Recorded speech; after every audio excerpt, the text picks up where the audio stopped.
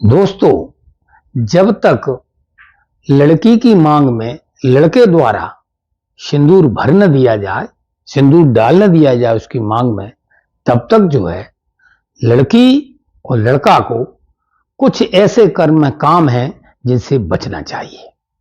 पर पाश्चात्य संस्कृति ने हमारी संस्कृति पर और हमारे विवाह संस्कार पर जो असर डाला है, उसका दुष्परिणाम जो है हमें कभी कभी देखने को मिल ही जाता है। जो आज की जो कहानी है वो इसी विवाह पद्धति पर आधारित है। तो दोस्तों, ये कहानी सुनने के लिए हमारे चैनल क्राइम डायरीज को जो है सब्सक्राइब अवश्य कर दें। जो लोग नए हैं वो लाइक भी करें, कमेंट भी करें और सब्सक्राइब करें। तो कहानी जो है आज की मध्य प्रदेश की है। मध्य प्रदेश में एक जिला पड़ता है रतलाम। रतलाम में जो है एक लड़की हुआ करती है जिसका नाम होता है अर्पिता। और जो इस लड़के के साथ शादी की गई है, यानी शादी नहीं, जो शादी का रोका किया गया है, तय से शादी हुई है, उसका नाम होता है मौलिक। तो मौलिक में और अर्पिता में जैसे ही रिंग सेरेमनी का प्रोग्राम हो जाता है, तो रिंग सेरेमनी के बाद जो है एक दूसरे से जो है अब ये लोग मोबाइल पर बातें करने लगते हैं। और ये मोबाइल ही अभी आज के जमाने में ये मोबाइल जो है समस्या की जड़ बना हुआ है। अब मोबाइल से अर्पिता और मौली जो बात करने लगते हैं, ऐसे खुल जाते हैं, बातें ऐसे करते हैं जैसे इनकी शादी ही हो गई हो। लेकिन जब कुछ जमाने से पूर्व में अगर हम आप चले जाएं तो बात करना तो दूर की बात है, ससुराल वाले पक्ष के सामने से भी लड़की नहीं गुजरती थी। दुगुना ही 5 साल बाद होता था। अब आप कहेंगे आप पुराने ख्यालातों के हैं, पुराने ख्यालातों के नहीं हैं, हम पुरानी संस्कृति के हैं। हम अपनी संस्कृति के धर्म को पालन करते रहें तो जो आज समस्याएं आ रही हैं, इसी शादी में आ रही हैं, आगे समस्याएं आएंगी, वो हमें उसी को अवगत कराएंगे, उससे बचा जा सकता था। तो अब होता क्या है, इनकी शादी तय हो जाती है और उनकी शादी तय होने के बाद ये होता है कि आपकी मार्च के महीने में शादी होगी। तो मार्च का महीना धीरे धीरे आने लगता है और आ जाता है अब फरवरी। फरवरी के माह में जो है एक हमारे यहाँ जो विवाह हो रहा है, इसमें एक नई फैशन आई है और वो फैशन है प्री वेडिंग शूटिंग, प्री वेड शूटिंग। अब इसमें होता क्या है, होता ये है कि लड़का लड़की को एक बढ़िया किसी पिकनिक स्पॉट पर, किसी रॉयल होटल में या कहीं बहुत बढ़िया पॉइंट पर जो है लड़का लड़की को बुलाया जाता है और जो है उनके फोटो शूट किए जाते हैं। फोटो कभी बाँव में जकड़ के पकड़ के, कभी स्विमिंग पूल में, कभी झूला पर, कभी कहीं कहीं कहीं कहीं कहीं, इस तरह से वो है जो है फोटो शूट किए जाते हैं। और जब वो फोटो शूट किए जाते हैं तो शादी में जो गैलरी होती है, जब निमंत्रण होता है, जब शादी होती है, तो उसी गैलरी में जो है वो फोटो लगाए जाते हैं, जो हम लोग जाते हैं अक्सर देखते हैं। तो ऐसा ही इनके साथ होता है। अर्पिता और मौली को जो है एक बढ़िया पॉइंट जगह पर, होटल पर, रॉयल होटल टाइप में है, जो कॉटेज टाइप है, वहां पर ये तय करते हैं और ये लोग जाते हैं। लड़का अकेला आता है, मैं स्टूडियो वगैरह के, और लड़की की माँ और 1-2 सहेली आती है। काम चलता है। अब वो प्री बेड शूटिंग चालू हो जाती है। लड़की की माँ जो है वो अपनी बेटी का साथ किसी पल पर नहीं छोड़ती है, हर समय वो साथ रहती है। जब लड़की की माँ साथ है तो जो परफॉर्मेंस आनी चाहिए फोटो में, वो लड़का और लड़की के द्वारा नहीं आ पाती है।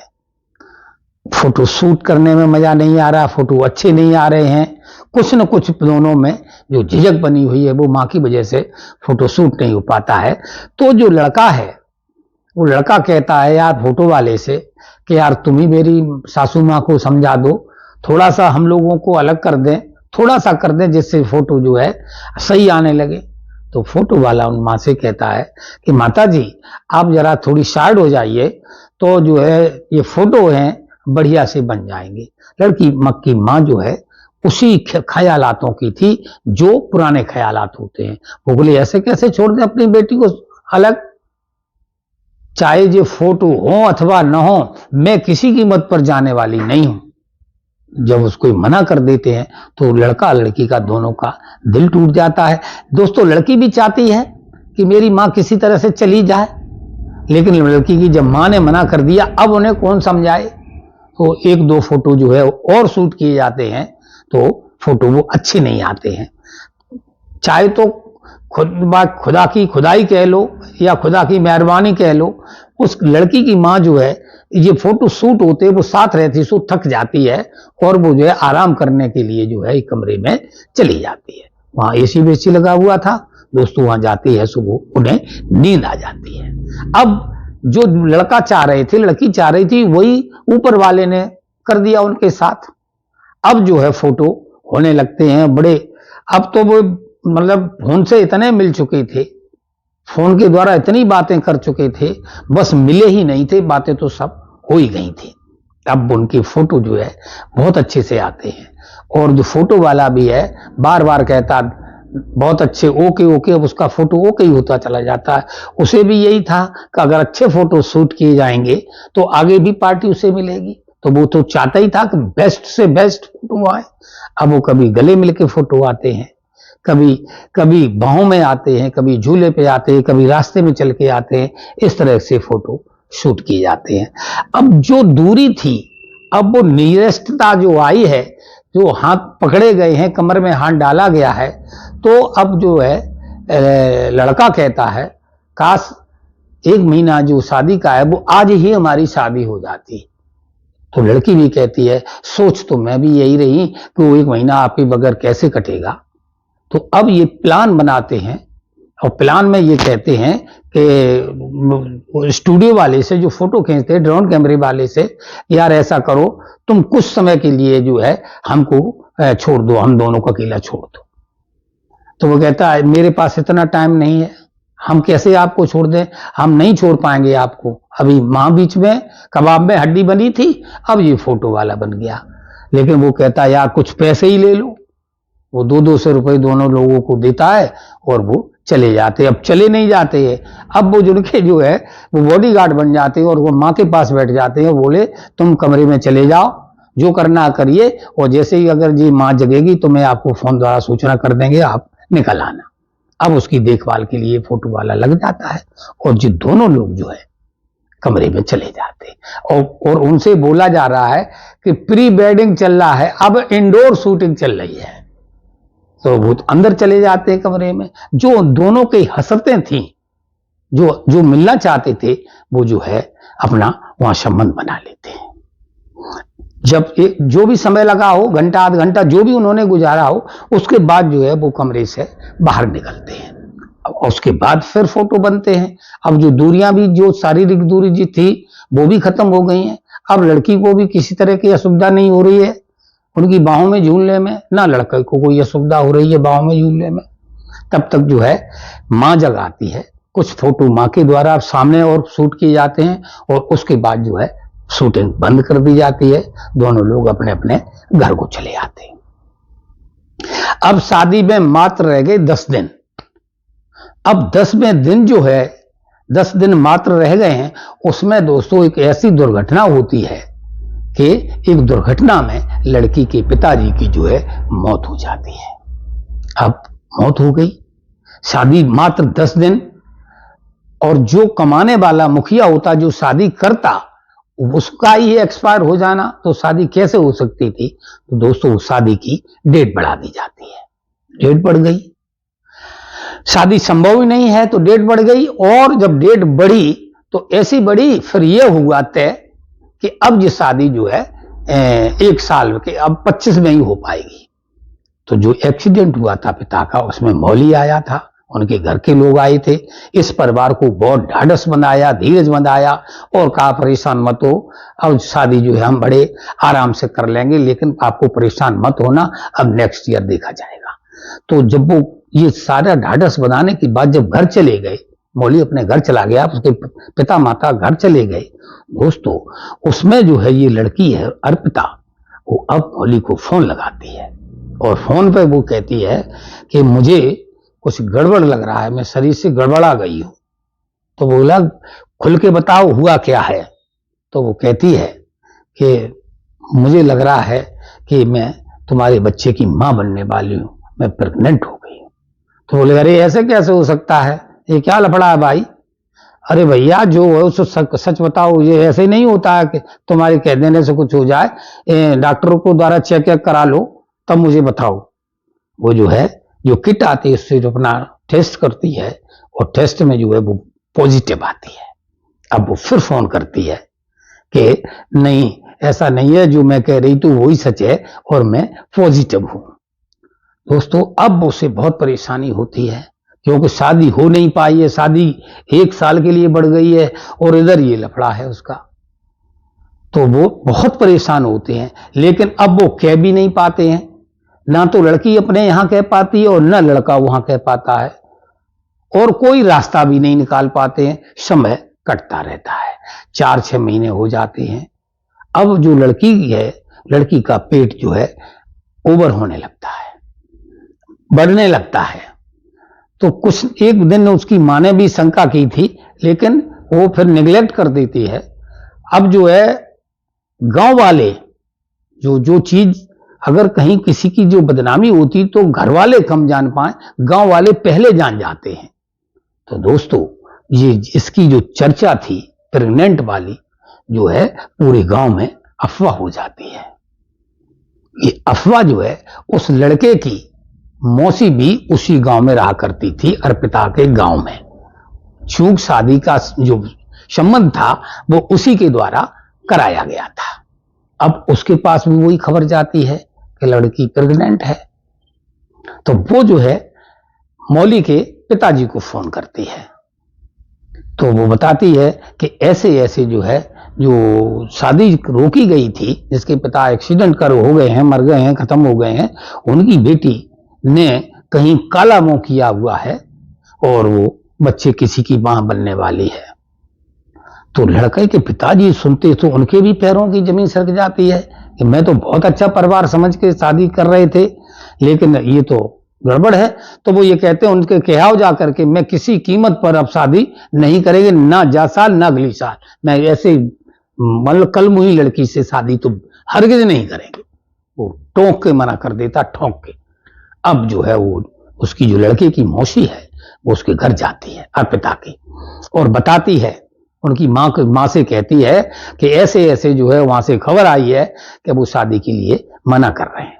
तो मां कहती है ऐसा कैसे हो सकता भाई, 10 दिन मात्र शादी को रह गए, ठीक है एक्सीडेंट हो गया है, वो तो भगवान का एक्सीडेंट किया हुआ, कोई मेरा तो किया हुआ नहीं है। अगर वो नहीं है तो जो ब्याह में शादी में धन तय हुआ है, जो दहेज तय हुआ है, जो रुपया पैसा तय हुआ है, मैं पूरा अदा करूंगा, उससे 10-5 हजार ज्यादा ही ले लेना, मगर ऐसा मत करो। अब मेरा तो कोई देखने वाला भी नहीं है लड़की के लिए बर। वो बहुत परेशान होती है, रोने लगती है, आंसू आ जाते हैं, रोने लगती है। तो जो उसकी जो है लड़के की जो मौसी है वो कहती है आंसू मत बहाओ, पहले तुम अपनी लड़की की करतूत तो देखो, मैंने लड़की ने क्या किया है, लड़की को पूछो जाकर के, उसका पेट देखो जाकर के। तो लड़की को बुलाया जाता है। लड़की को जब बुलाया जाता है तो जब उसके पेट पर निगाह जाती है मां उसकी मतलब मदर की, तो उसकी अम्मा जो है अम्मा जो है फिर उस लड़किनी की पिटाई करते हैं, अर्पिता की बहुत मारते हैं। तो वो कहती मम्मी मारो मत, मैं सब कुछ बताती हूँ जी। काला मुंह, वो कहते काला मुंह तूने कहा गया, तूने तो नाक कटा दिया है, मेरा सत्यानाश तूने उड़ा दिया है। तो उसको पूछा जाता है तो उसकी मौसी के सामने जो है वो पूरी घटना बता देती है। तो मां कहती है मैंने तो तेरा साथ छोड़ा ही नहीं था और मैं छोड़ भी इसीलिए नहीं रही थी, लेकिन तुम लोग जो है नए ख्यालातों के हो, तुम तो समझते नहीं हो। अब तुम्हारी कुछ समझ में आया कि ये हो क्या गया है। अब वो शादी के लिए मना कर रहे हैं और तुम्हारा चाहे बच्चा उन्हीं का हो, लेकिन जो कालिख लग गई है हमारे चरित्र पर, तुम्हारे पर, हमारे पर, तो वो कैसे पार होगी। वो तो ये कह रहे कहीं का जो है पाप मेरे सिर पे मर रही है, इसलिए मैं तुम्हें लाख समझा रही थी लेकिन तुमने नहीं माना। अब वो पैर छू के रो करके कहती है कि देखो तुमने गवाह भी सुन ली, बयान भी सुन लिए, अब तुम जाकर के उन्हें ये समझाओ कि जो किया है सो मौली ने किया है।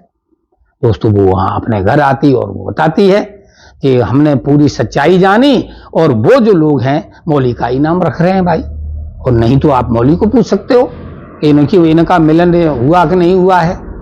दोस्तों पता डायरेक्ट लड़के से पूछ नहीं सकता, जो उसके यार दोस्त हुआ करते हैं उनसे वो जो है पूछवाता है, और पूछवाता है तो वो लड़का जो है सत्यता पे उजागर कर देता है और बताता है कि हाँ हमारा मिलन हुआ था। तो उनके जो पिताजी हैं वो भी पुराने ख्यालातों के माने कि मिलन जरूर हुआ था। ये क्या श्योरिटी है कि बच्चा मेरा ही है, मतलब तुम्हारा ही है। किसी और का पाप जो हमारे बेटे के सिर पर मर रही है, मैं शादी किसी कीमत पर हरगिज ये शादी तो करेंगे नहीं। अब क्या होता दोस्तों, अब होता क्या, जो होना है वही होता है। अब पंचायतें होती हैं। जो चीज साइलेंट रहनी चाहिए थी गांव के बाद अब पंचायतों में बदल गई है, और पंचायतों में जो पंचायतें होती दोनों तरफ से, तो वो बात फिर लास्ट में वही आ जाती है जो साइंटिफिक तरीका है। अगर ऐसा नहीं है तो आप डीएनए टेस्ट करा लीजिए। तो जरा सी ये गलती के लिए अब डीएनए पे बात आ जाती है।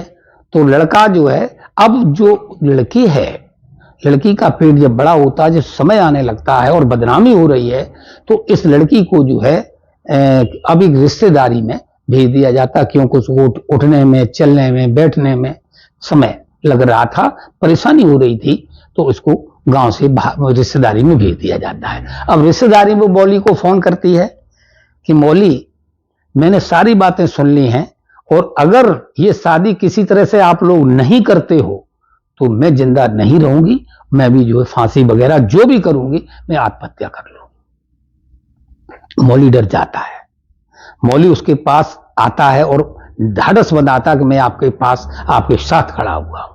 जो डेट दी थी अक्टूबर के महीने की, जो डॉक्टर ने डेट बताई थी, अक्टूबर में फला तारीख को जो है बच्चा जो जन्मेगा, या जो बच्चा जन्मेगा, तो उस डेट से एक दिन पहले मौली उसके पास आ जाता। रिश्तेदारी में लड़की होती है, वो स्वयं ले जाता है और स्वयं डिलीवरी कराता है। सामान्य प्रेगनेंसी होती है और एक सुंदर बच्ची को वो जो है अर्पिता जन्म देती है। आज की तारीख तक, जिस दिन मैं अभी कहानी सुना रहा हूं, वहां तक लड़के का पिता किसी कीमत पर शादी करने के लिए तैयार नहीं है। लेकिन इतना जरूर है कि जो लड़का है वो उस और लड़की के साथ खड़ा हुआ है, और उसका कहना यह है कि आज नहीं तो कल मेरे पिताजी इसके बल मान जाएंगे शादी के लिए, और हमें और इन्हें को अपना लेंगे। दोस्तों हम भी चाहते हैं कि उनके पिताजी को भगवान सद्बुद्धि दे, किसी लड़की का जीवन ना बर्बाद हो और वो शादी हो जाए।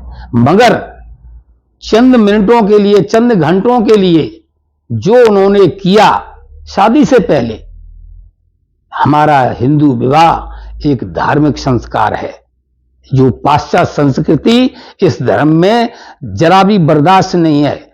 मगर हमारे आज की संस्कृति को जो है, जो पाश्चात्य संस्कृति है, जो नंगापन, फुअड़पन है, वो बर्बाद किए देता है। तो दोस्तों आज की कहानी सुनाने का मतलब किसी की भावना को ठेस पहुंचाना नहीं है, किसी को बदनाम नहीं करना है। अब आप लोग कमेंट में जरूर बताइएगा कि अर्पिता ने या मौली ने जो किया वो सही है या उनकी जो माता थी वो सही थी। नमस्कार, धन्यवाद।